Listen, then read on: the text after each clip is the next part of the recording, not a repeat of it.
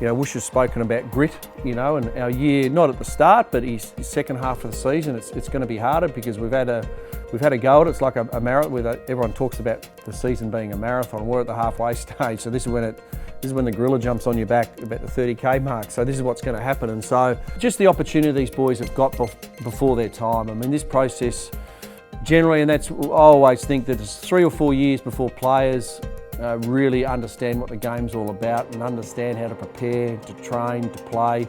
So you look at Darcy, and so we've been put in this circumstance, and it is all about a bit of grittiness. It's about finding out the tough way.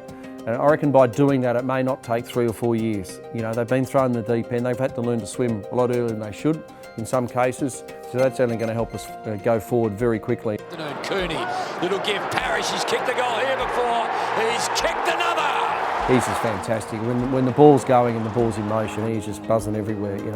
Bees to the honeypot he is, and just his raw speed, his ability to compete. And we played him on a wing one day just to give him a sort of a lighter game, if you like, because the wing you always tend to play opposite your opponent rather than inside where you bash and crash. And he had 10 contested possessions.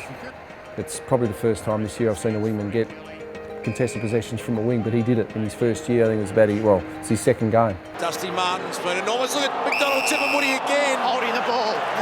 He's lightning quick. For Anthony and Mickey Hartley, I mean, they've been exposed well before they should have been. A great credit to both those boys that have performed really well. Waller, as we affectionately call Tipper as he once was known, his ability to rebound and sustain his energy and his competitiveness has been fantastic. He's got himself fit, great credit to him, and he's playing the football that he should be, and everyone's excited by that. Gee, got good contact.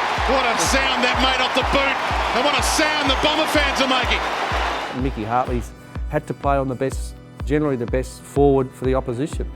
Well, again, in his first year, he shouldn't have to do that, but he's done it, rolled up his sleeves, and he's had some good games and he's had some poor games, but that's what it's all about, learning from those experiences, and that's only going to get him better into his 20th game, his 30th game and his 50th game. And again, that excitement you get from those raw-boned recruits, if you like. We've seen Mason Redman, Darcy Parrish, Aaron Francis come to the football club, and they're a part of the jumper, they're part of the sash, and they feel more connected to it because they're a lot closer to it rather than, as I said, coming in as a first-year player. They've been able to grow emotionally off the field. They feel a sense of belonging, belief. I'm actually good enough, all that sort of, I've got the opportunity if I want it, if I want to grab it with both hands, and for the most part the boys have been able to flourish off the field, which has allowed them to flourish on the field. That's what fills the older boys with their excitement. They can see the speed, they can see the energy these blokes supply themselves and obviously the team, and I know the old boys grow an extra leg.